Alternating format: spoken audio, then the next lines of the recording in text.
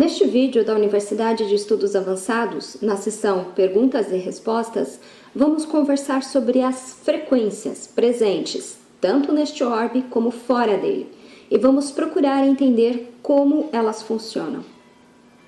A pergunta é: o que são as frequências e como fazemos para acessá-las? Pela física, já sabemos o que são as frequências e também conseguimos entender como elas são medidas. Se você não tem um bom entendimento, basta dar uma olhadela na internet e já é possível ter uma noção. A partir desse conhecimento, podemos dizer que as frequências para o método MacGregor são as mesmas que entendidas pela física, e seus métodos de interpretação e de medição também. A diferença essencial começa quando o método MacGregor propõe que no orbe terrenal existem muito mais frequências do que imaginamos. O mestre chegava mesmo a dizer que no orbe tudo é frequencial.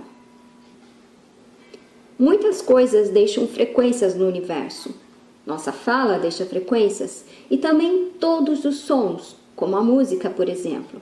Nossas intenções e, portanto, nossos pensamentos também, para citar apenas alguns itens.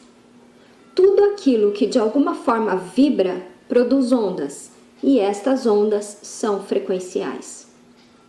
Analisemos alguns exemplos. Quando ouvimos sons, sabemos que são suas ondas que são percebidos pelos nossos aparelhos auditivos, ou por aparelhos de captação e medição.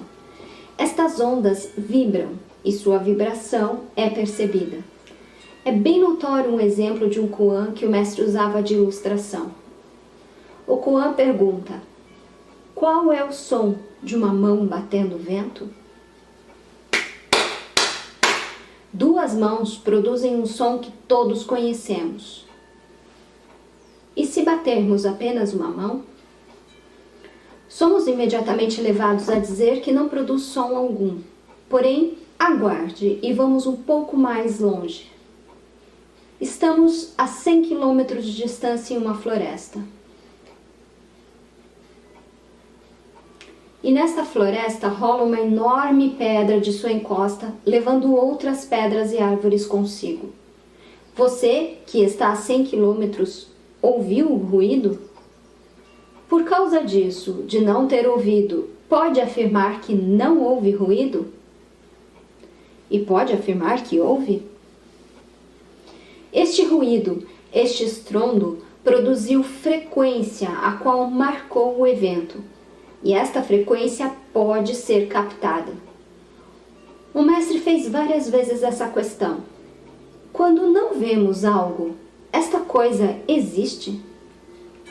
É difícil de conceber esta ideia, mas ele explicava que a quântica e o Ramayana dizem que não. Um barulho é uma informação de que aquilo ou aquele evento existiu. Se você não ouviu ou não viu, não participou com os sensores, a frequência ou a informação permite historiar o acontecido. Nossos pensamentos são frequenciais e, da mesma forma que captamos os pensamentos de outras pessoas, outros podem captar os nossos. Não é um fenômeno comum, o da telepatia, e a despeito do preconceito nos meios acadêmicos, já houve e ainda há pesquisas que tentam provar que ela é possível. Porém, o que o método MacGregor preconiza não é só o facto de pensamentos poderem ser transmitidos por telepatia, mas sim que todos os pensamentos no orbe ficam navegando, podendo ser acessados por qualquer pessoa a qualquer momento. Existem situações diversas que comprovam isso, como pensar em uma pessoa e em seguida receber uma ligação dela. Ou ter uma ideia e no mesmo momento, quase de forma simultânea, outra pessoa em outro lugar do mundo ter a mesma ideia. Muitos de nós já tivemos experiências semelhantes. Com estes exemplos, quisemos dizer que as frequências não são coisas imaginárias. Elas existem e podem ser mensuradas, podem ser captadas e medidas por aparelhos, porque possuem energia potencial. As frequências ficam vibrando por todo o universo.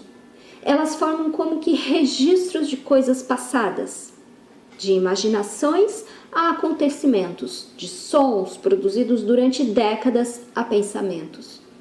Elas estão em um nível mais sutil, mas ainda assim são suficientemente densas para serem percebidas.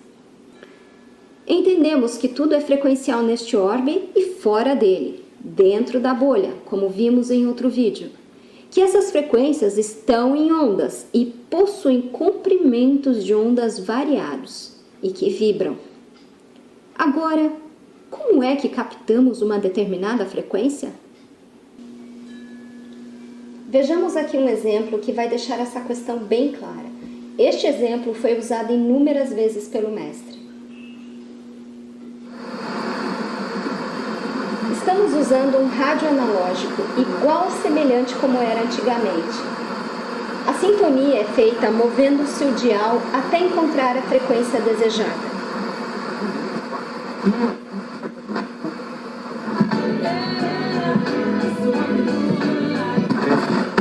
Fundo complementar, o SC-Pref. Pode virar. Hoje, com os rádios digitais, essa sintonia acontece de outra forma, mas o princípio ainda é o mesmo. Cada uma dessas estações está em uma frequência e ela pode ser sintonizada pelo aparelho radioreceptor desde que o mesmo tenha a sensibilidade para sintonizá-la. Aqui,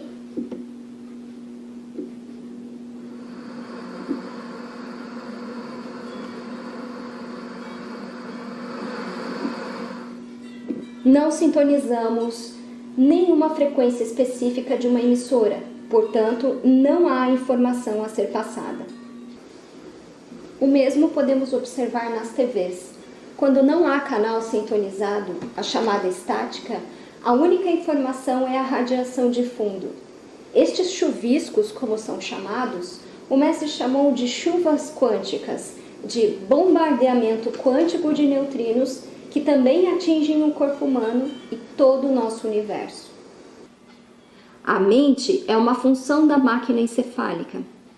Segundo o método MacGregor, a mente e o encéfalo são duas funções de um mesmo aparelho. A mente é abstrata e o encéfalo é concreto. O mestre ensinou que os pensamentos são puramente frequenciais. Pensamentos são resultado de frequências de informações. Só há pensamentos quando há informações.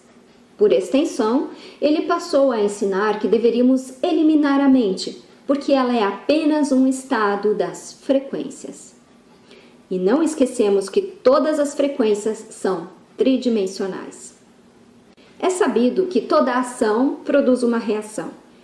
Essa reação é como que uma ressonância e, segundo o mestre, percute e repercute. Quando o encéfalo vê, ouve algo, quando apreende alguma informação, ele produz uma reação que é frequencial. Na ressonância, a informação será registrada, gravada, em algo que ilustrativamente chama-se de placa de informações. São os cofres do encéfalo, porém cofres tridimensionais, que podem ser abertos, uma vez que é no cerebelo que está a senha. As frequências são abertas, mas são moduladas. Desta forma, podem ou não ser acessadas, depende do gatilho. Captar uma frequência não é o mesmo que sintonizá-la. Pelo método MacGregor, nem podemos usar o termo captar, ele é impróprio. Por captar, entender-se-ia pegar, apreender, e não é isso que acontece aqui. Portanto, o mais correto é dizer sintonizar. Por sintonia, podemos dizer que um aparelho mensurou a frequência, o seu medidor, o dial, a mensurou, e assim seu nível pôde ser reconhecido. Segundo o mestre, para acessar uma frequência, basta, portanto, ter o controle do dial. Porém, para acontecer a sintonia, há primeiro uma interferência. As frequências estão abertas em forma de comunicação pensante. Então, ao entrar em uma frequência, pode-se entrar no pensamento frequenciado de alguém, ou pode-se entrar num pensamento recordativo do pensante. Interferência frequencial neutrínica. Porém, estas ações não são a sintonia. A sintonia acontece quando se tem a frequência e determinado elo frequencial. Este elo leva a um corredor, podendo acontecer mesmo sem conhecer o seu conteúdo. Quando há sintonia, tem-se a frequência encaixada. Quando dizemos frequências, é porque temos sempre de pluralizar, multiplicar, pois não há uma frequência só. Porém, a sintonia é feita de uma frequência só. Quando a cinética da frequência vai se transformando em aceleração quântica, é neste momento que a sintonia ocorre.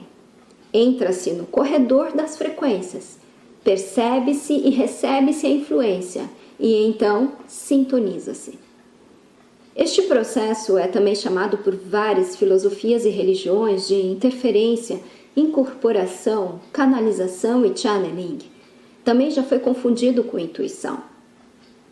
Quando finaliza a sintonia, a pessoa pode até permanecer na frequência, mas saiu da sintonia da mesma, porque não se pode permanecer sintonizado.